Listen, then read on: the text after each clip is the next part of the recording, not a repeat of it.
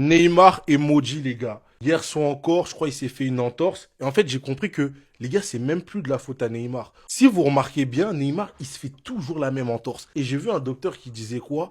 Qu'une fois que tu as une entorse, bah ta cheville, elle redevient plus jamais pareille. Et Neymar, il pratique toujours le même football avec beaucoup d'appui, beaucoup de feintes. Et au final, à chaque fois, bah en fait, ça flanche. Et il se fait la même blessure. Et c'est triste, en fait. Parce que là, il y a plein de gens qui vont voir Neymar, il est blessé. On va dire, ouais, il gêne de vie. Alors que pas du tout. Là, c'est juste en gros.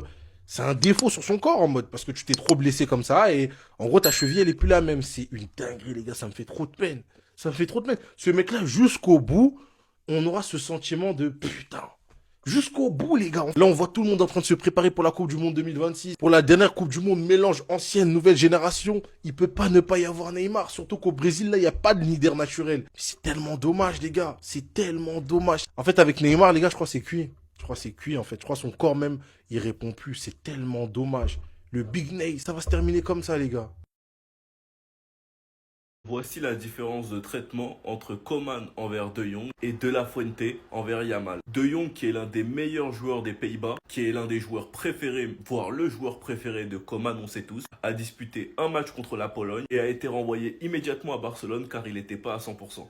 Et il a fait son grand retour à l'entraînement de groupe aujourd'hui. Il sera donc sûrement présent pour le premier match de Ligue des Champions face à Newcastle. Reste à voir s'il sera titulaire ou pas. Pendant que De La Fuente, qui avait clairement conscience et connaissance des pépins physiques de Lamine Yamal, s'est amusé à titulariser Lamine Yamal 2 fois, et malgré les douleurs qu'il avait, le staff médical de l'Espagne lui ont fait prendre des médicaments afin qu'il puisse jouer les 2 matchs, plus de 70 minutes, malgré le score. La conclusion, c'est que la tendance est que Lamine Yamal ne sera pas prêt pour le match de jeudi contre Newcastle. Il progresse, mais sa récupération n'est pas encore complète. En gros, on attend un miracle pour qu'il soit là contre Newcastle. C'est pas grave parce qu'on a de quoi faire contre Newcastle. Je sais pas si vous vous rendez compte du foutage de gueule. Parce qu'au final, ton premier match de Ligue des Champions, tu vas le jouer sans ton meilleur joueur. Tout ça parce que De La Fuente surexploite les joueurs du Barça, quitte à mettre leur santé en danger. On l'avait avec Gavi, maintenant on le voit avec Lamine. Enfin bref, sinon vous les gars, vous en pensez quoi? Ramenez-vous sur Snap, on s'ennuie. Ah, Manu, c'est l'enfer ou quoi?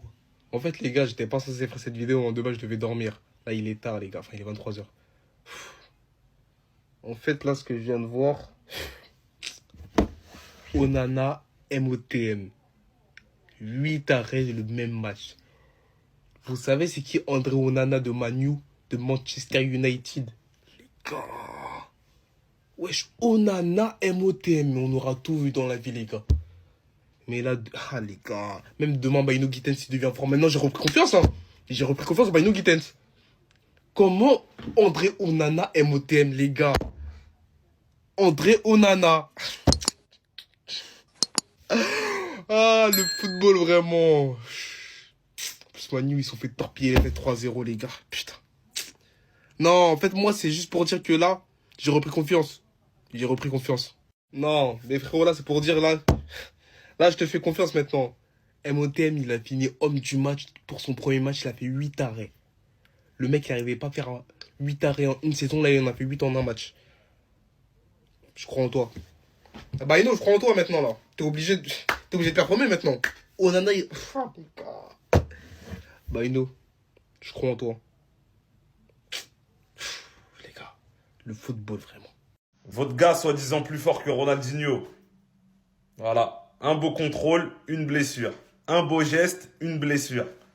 Les gars, vous pouvez pas lui dire d'arrêter à Neymar. Le problème, c'est que quand on vous parle de Neymar, vous pensez à ça. Les gars, on est loin, on est tellement loin de cette époque-là. Vous pensez encore à ça. Cette époque-là. Mais c'est fini. Regardez les gars, ils ont le même état de forme. Lui et Ronaldinho, ils ont le même état de forme et pourtant ils ont au moins 10 ans d'écart. Les gars, arrêtez de forcer avec ça. Neymar, il nous a fait vibrer, mais ça fait très très très longtemps que ça y est, c'est terminé. C'est terminé. Oubliez-le. Même pour la Coupe du Monde 2026, oubliez-le. Les gars. C'est pas possible en fait ce gars. Et là encore, je parle de Salah. Mais Liverpool, c'est la même. Je pourrais même viser le club. C'est pas possible lui aussi, frère. À chaque fois, dans les matchs comme ça, où ils galèrent à marquer, il y a toujours un truc qui leur sourit, les frères. Soit ils sont sauvés par Ngumoa, ça sort de nulle part. Soit ils sont sauvés par des coups francs de fou. Soit ils sont sauvés par Mohamed Salah. Et c'est penalty, les frères. Et c'est fou. Parce qu'on se répète. Mohamed Salah, très souvent dans ses matchs, dans son contenu, c'est éteint, les frères. C'est éclaté. Mais très souvent, on le sait, il va avoir ce penalty. Il va le marquer et voilà. Ça va gonfler ses stats. C'est vrai que ça arrive souvent. Très souvent même. J'ai l'impression que toutes les semaines, je vois les stories snap de tout le monde, je vois les TikTok Tout le monde dit la même chose chaque week-end. Et le week-end d'après, il va encore faire un match de merde. Il va encore marquer son tapis ou son penalty. Et il va finir la saison à 30 buts en PL. Et il va finir avant un passe décisif. Comme tout le temps, les frères. J'ai envie de parler d'Ibrahim Mbaye. C'est un joueur que j'ai beaucoup défendu au Paris Saint-Germain. C'est un joueur à qui j'ai laissé beaucoup de temps et c'est un joueur à qui je laisserai toujours du temps.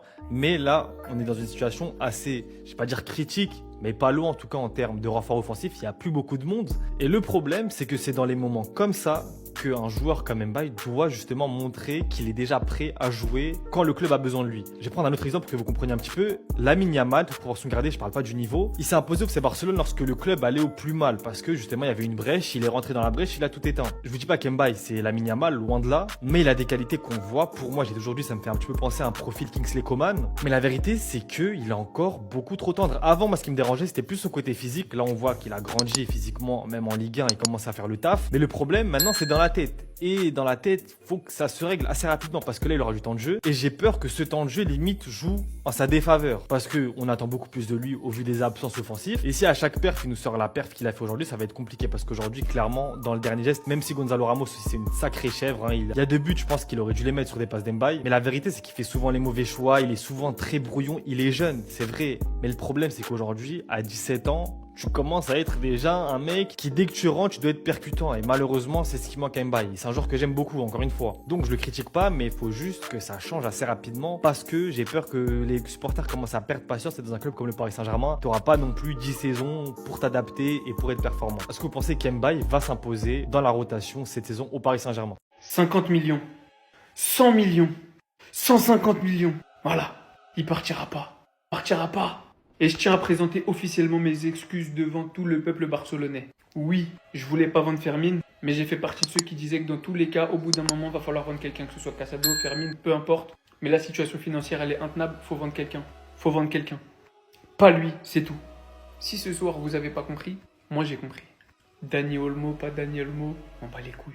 C'est Fermin Lopez qui doit être titulaire. Matin, midi et soir. Petit match, moyen match, gros match. Non, parce que c'est un fou.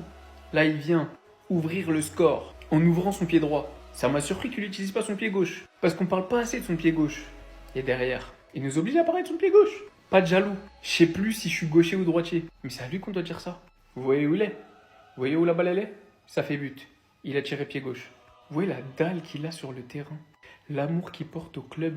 Le talent qu'il a. Cette faculté à être aussi bon au milieu de terrain, à la récupération, avec du gros volume de jeu, beaucoup d'impact.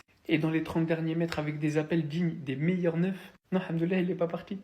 Alhamdoulilah, il joue pour nous. Merci Fermin.